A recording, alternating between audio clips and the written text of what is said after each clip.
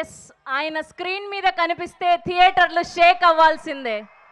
ఆయన ఎనర్జీకి ఏజ్ లేదు, ఆయన కంపారిజన్కి పోటీ ఎవరు లేరు, తనకు తానే సాటి తనకు లేరు ఎవరు పోటీతో అద్భుతమైన పర్ఫార్మెన్స్లతో అమేజింగ్ క్యారెక్టరైజేషన్స్తో ఎప్పటికప్పుడు బోలెడంత ఎంటర్టైన్మెంట్ని మనకు అందించేటువంటి మా వన్ అండ్ ఓన్లీ మాస్ మహారాజా రవితేజ గారిని మాట్లాడవలసిందిగా రిక్వెస్ట్ చేస్తున్నాం.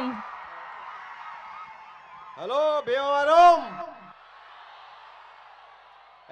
SRK college boys and girls, trailer ఎలా ఉంది? నేను కూడా ఇవాళే చూశాను, ఇప్పుడుదా చూపిస్తే డైరెక్టర్ నాకు. ఈ భీమవరానికి అంటే ఈ ఊరికి నాకు ఒక అభినవ సంబంధం ఉంది.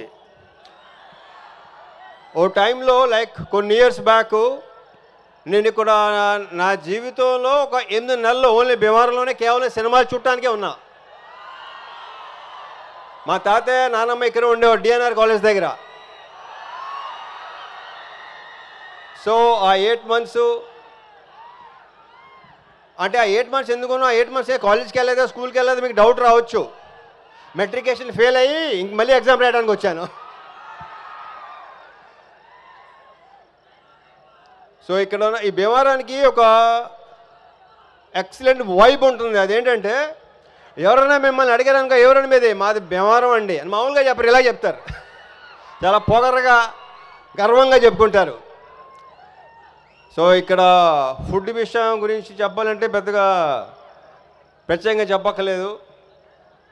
సంక్రాంతికి ఇక్కడ జరిగే కోడి పందాలు కానీ నాకు రావాలని ఉంటుంది, కానీ నెక్స్ట్ సంక్రాంతికి మాత్రం రావడానికి ట్రై చేస్తా డెఫినెట్గా.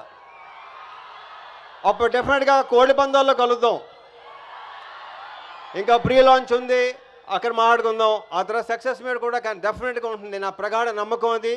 ఈ సినిమా మీకు బాగా నచ్చుతుంది, అందరి గురించి అప్పుడు మాట్లాడతాను. సో ఈ వైబ్ ఇలాగే కంటిన్యూ చేద్దాం. Okay sir, K thank you Bhimavaram, thank you so much. Sir, ఎలానో మీరు